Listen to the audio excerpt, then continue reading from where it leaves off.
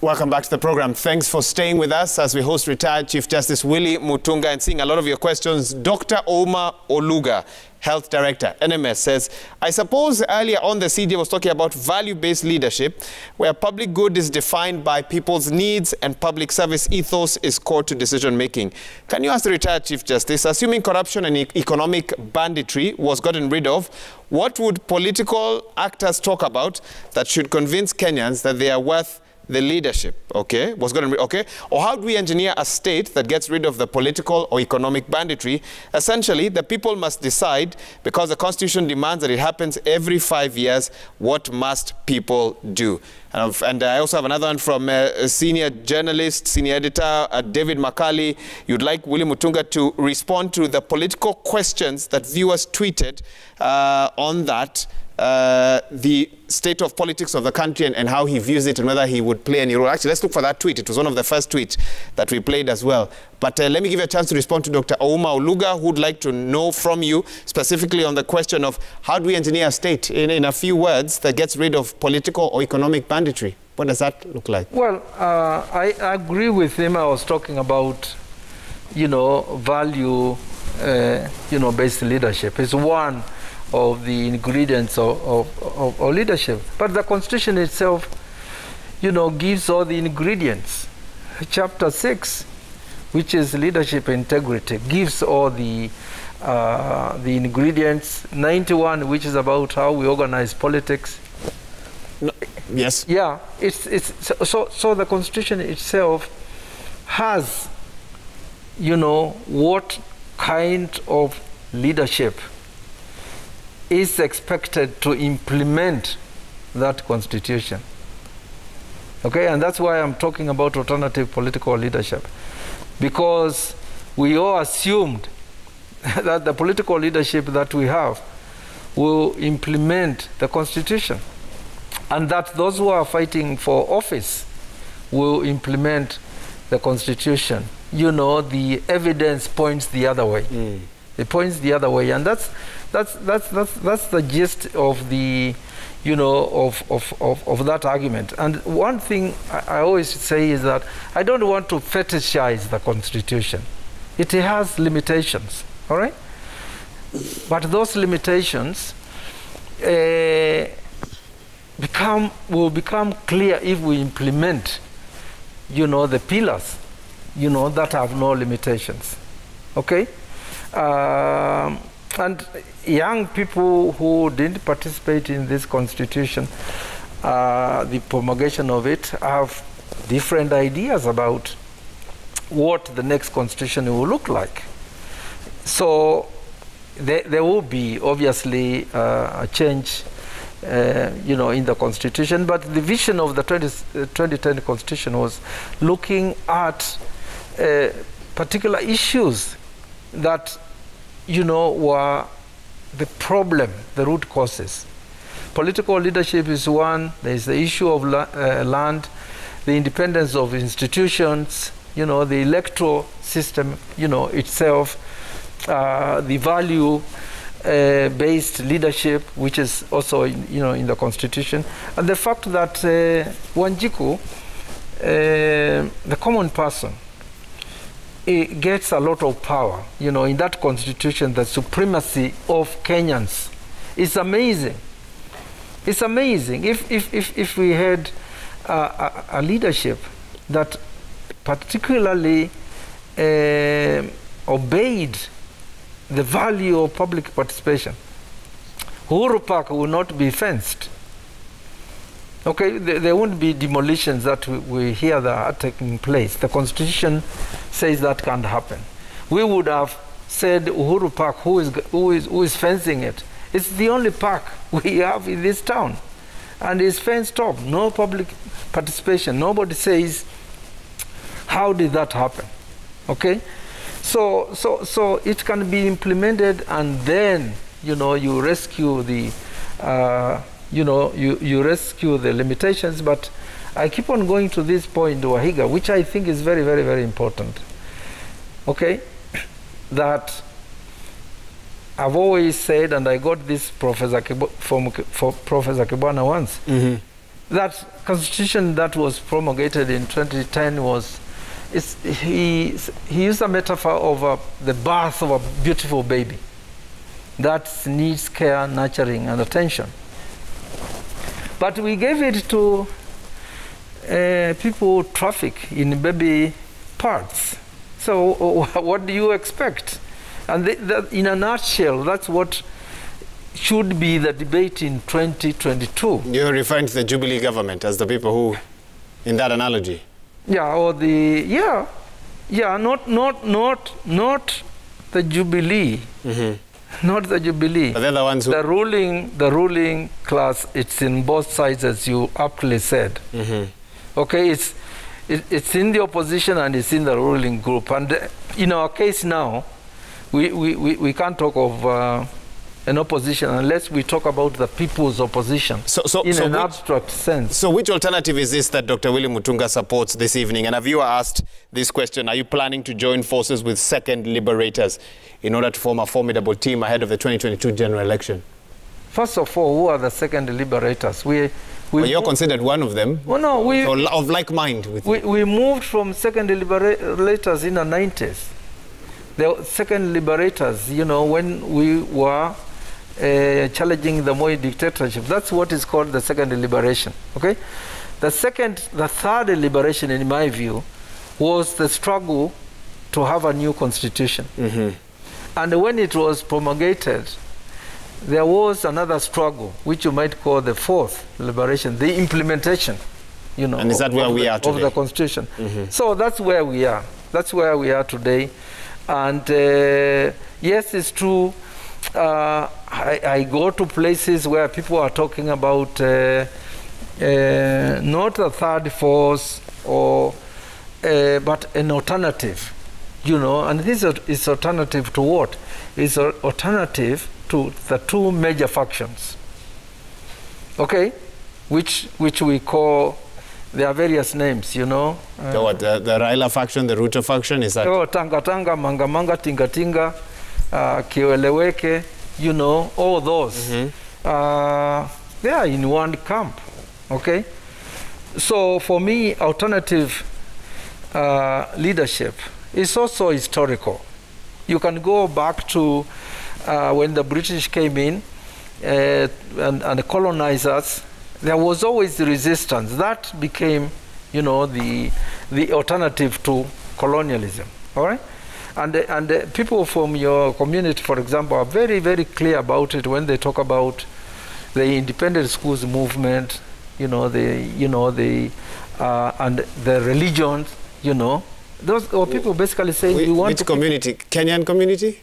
No, the Kikuyu community. Okay, I Kenyan first, but...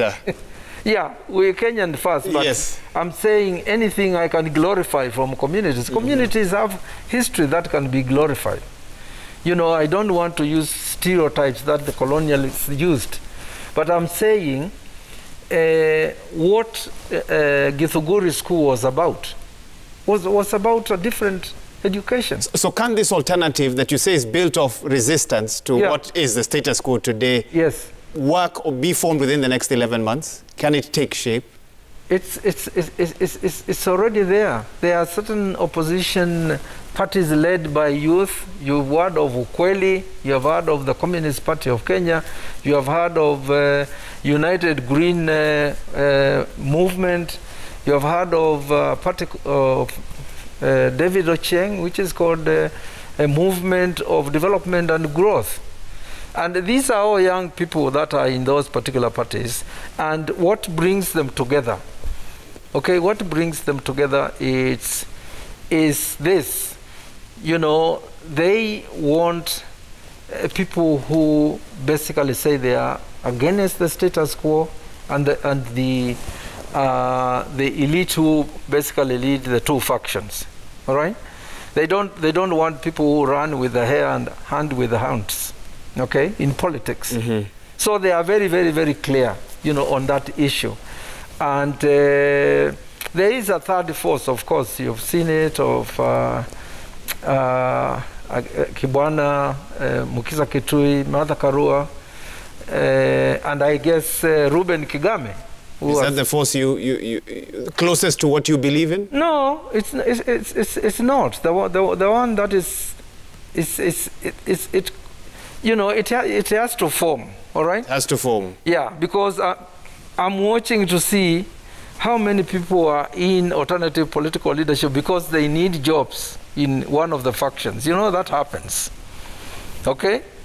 So we watch that space, and those who will be left saying the status quo is unacceptable and unsustainable, and that is the message that they want to give to this country. That we have to focus on education, we have to focus on material needs of people, and they talk about it. And there are many of them, there are some who are talking about these issues in churches and other religious institutions, right? So those are the ones that I was talking about, them capturing the imagination of Kenyans, that the root cause of our problem is basically a leadership that is unpatriotic, a leadership that is the cause of many problems. And when they are given a chance to basically show they are different, as it happened in the COVID, they haven't taken it. As my final question, what role do you play in this alternative leadership? Well, in the alternative leadership, I am asked to convene, you know, groups of young people who are debating these issues. I'm called to give keynote speeches. All right, I'm called to be asked about, you know, the movements, the alternative movements in the 90s. What were their weaknesses, lessons learned, and so forth. So I give my time to, you know, to young people. These are people who are in their 30s. I went to detention when I was 35. And it's great to see young people who are thinking the way I was thinking in 1982. One of our viewers this evening says you're part of a movement called Muungano wa Mageuzi. Is there anything like that? Is that what you're alluding to? No, there are many. There are many that I am alluding to. Have you heard of Decolonize? Yes. Yeah, they are fighting young people who have had fantastic mobilizations against the coal plants in Kitui and Lamu. Okay? You've definitely heard of Mwangi, Boniface Mwangi in Ukweli, all right? The Kongamano la Mageuzi is a combination of these movements, civil society movements, as was Linda Katiba, which was involved in cases against BBI. Then there are organizations like Katiba Institute that takes what we call public interest litigation. And they are very successful and so forth. So I'm talking about social movements, human rights groups, CBOs, okay? People who are like in the slum areas, informal settlements. There are women, young people who are into these, what are called social justice centers. The ones in Nairobi do a lot of work on extrajudicial killing. And nobody denies what they do, and their results are clear for everyone to see. But do they have the spine to do what you used to do in the 1980s and the 1990s, to really agitate for the change that you're calling for? Yes. Do they have that today? I think they have the spine. Theirs is even stronger than ours, you know, because our dictatorship sometimes is benign, you know that. It's not as harsh as the Moi dictatorship was in the 80s and 90s, okay?